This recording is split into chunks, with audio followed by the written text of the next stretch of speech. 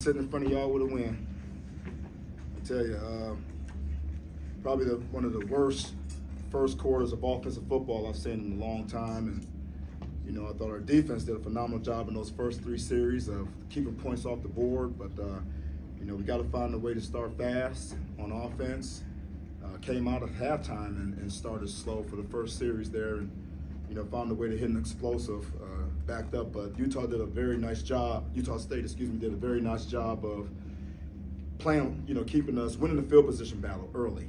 You know, we were playing backed up football for a while there. And, you know, those are tough scenarios. Percentages are very low to get points. And, you know, we just had to grind that out mentally.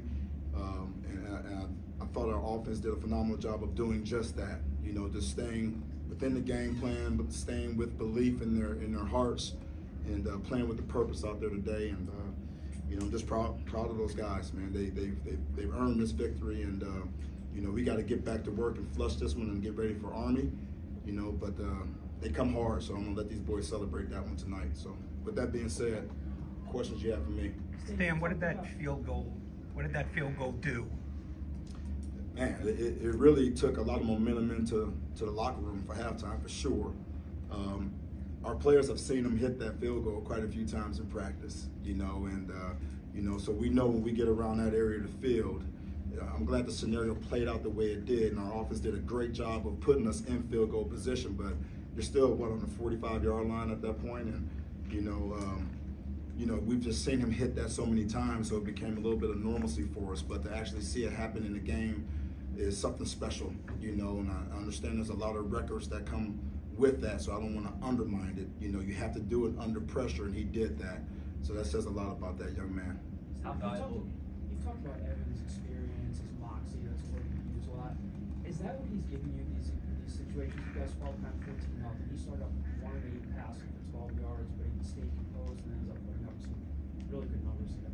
I mean, he's just one of those guys that just, you know, when you try to figure him out, if you try to look at all the athletic attributes and, you know, the arm talent and all that stuff, what people forget to look at is the heart. I mean, he's got a real chip on his shoulder, and, you know, he loves the game and he loves the people around him, and he's just got this knack for encouraging his teammates in good and bad times. I mean, he keeps them focused when things are going well, and, you know, he keeps them encouraged when things are not going so well. So he's exactly what we need right now, you know, especially on the offensive side of the ball. He just kind of gives a sense of calm for the people around him. How valuable was Terez for you guys today? He obviously had that big run on the kickoff that set you guys up in field goal range. Had that big run on third down too. Just how big was he for you guys today? Huge. You know, he's the guy who set up the field goal. You know what I mean? He's a dynamic football player that we had not been able to find ways to cut him loose. And, you know, today was this game where we had to get on the perimeter in the run game. You know, they were really stout up front. They had some really good linebackers inside that off of film, you just see them pulling off of double teams because they were such an attacking style. So we knew we had to get the ball on the perimeter, and he's a guy that's probably the fastest guy on our football team.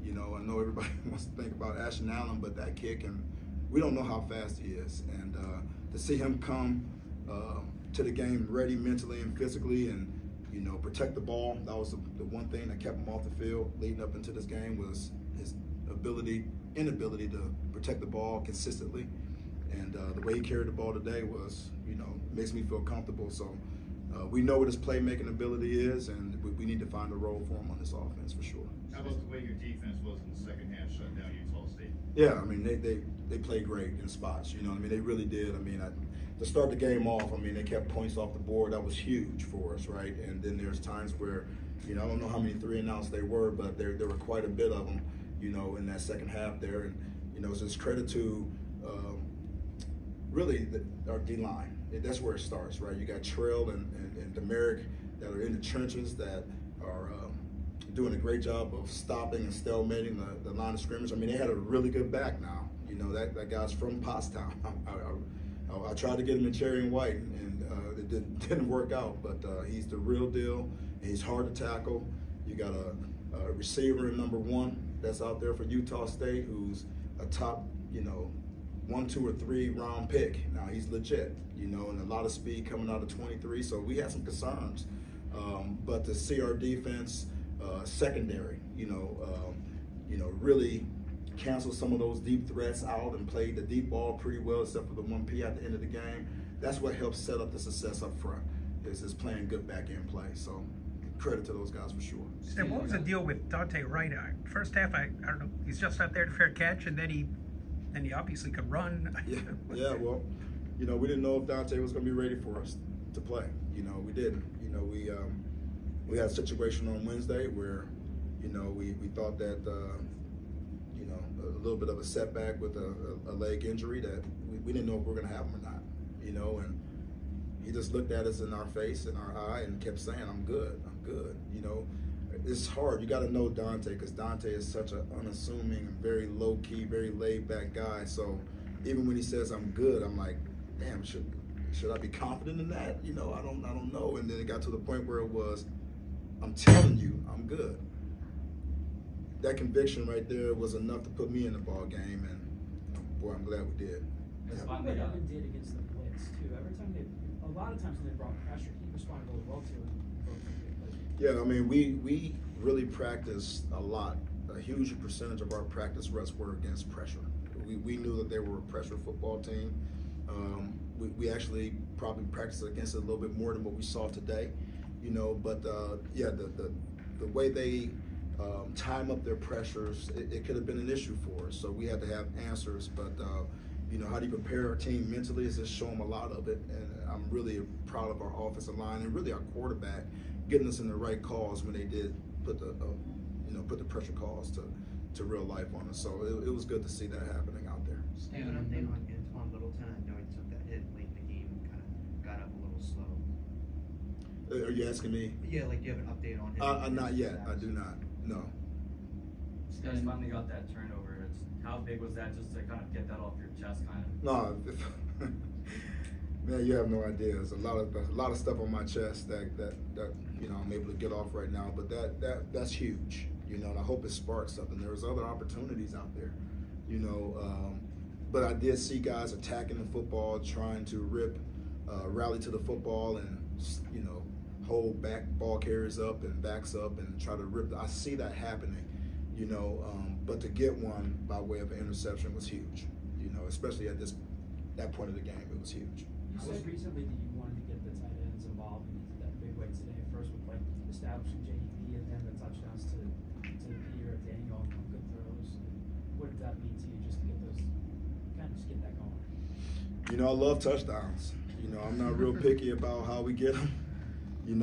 Really excited about how Daniel gets out there for the first time. He's had a setback. He's had a broken hand since camp, and for him to get out there and play some real ball, kid from Germany getting his first opportunity to catch a touchdown as a tight end for Temple, that's huge for him and this football team. And Peter is another guy who we're just getting back off of a setback. Catches a phenomenal, a pass from our quarterback for a touchdown. So, it's good to be able to be multidimensional. I mean, you said 5 different people, six different people scored today. To me, that's a balanced attack, and I think that's saying a lot about our quarterback. Distributing the ball in the right spots for the right calls, and just those players being ready to make a play when their number's called. So it's good all around. Stan, how big of a momentum shift was that fake punt that Utah State lined up for that they got called for a penalty? Because it seemed like they might have had a big game, maybe even a touchdown. Yeah, we weren't ready for it. So it was huge that the penalty took place. I mean, it's unfortunate for them. I get it.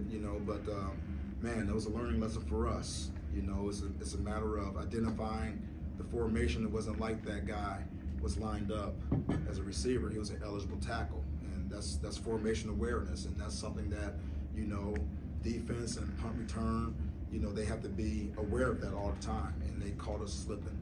So that's going to be a great learning experience for us, but we'll definitely learn from that. Kind of going along with that, just no self-inflicted wounds really today. That what kind of has been the attention to detail the last couple of weeks and cleaning that up from the first 2 games. Well, it's just been able to reflect on why you were 0-3 before you went into this game. It's just like how many times you want to do that to yourself, right? So it's a matter of, do you have a real purpose and a real, reason why you're out there playing, so that things like that don't get in the way. And it just requires focus and discipline. And that is something that every one of my football players are capable of doing. You know, we just have to be a lot more consistent at it.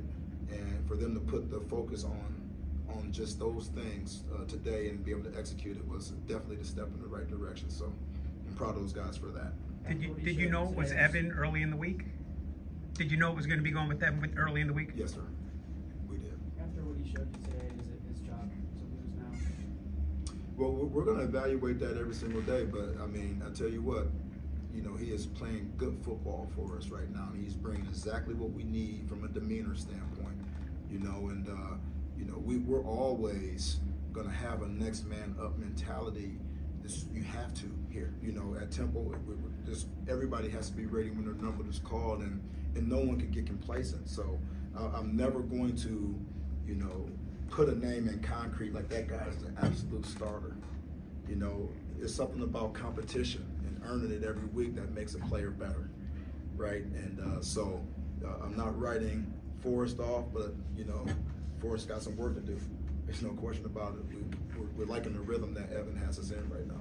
What has changed for him? I mean, obviously, you said Forrest won that job for a reason. So you have to show that practice. I think I asked this before. Is Evan one of those guys that takes a little while, and then once he gets into the game, like just the better parts of him come out once he's on? You know, I'm learning Evan. You know, Hey, Coach. how you doing, bud? Good, how are you? You know, I love Evan. You know, again, there is no one that is strong-willed more so than that young man right there. You know, Evan. You know, and there's something to be said for that. You can look at all the measurables and athletic attributes, but again, like I said earlier, somebody need to open that kid's chest up and look at his heart. You know, it's as big as this stadium, and he's tough as nails, and he's got something to prove, and that's the reason why we wanted him here in the very first place, because he had a chip on his shoulder. I probably asked you that, Evan, 3 or 4 times in the recruiting process. You got a real chip, or is that chip sharp? You know, and we need that coming out of our quarterbacks. So he provides that for us. Okay. All right.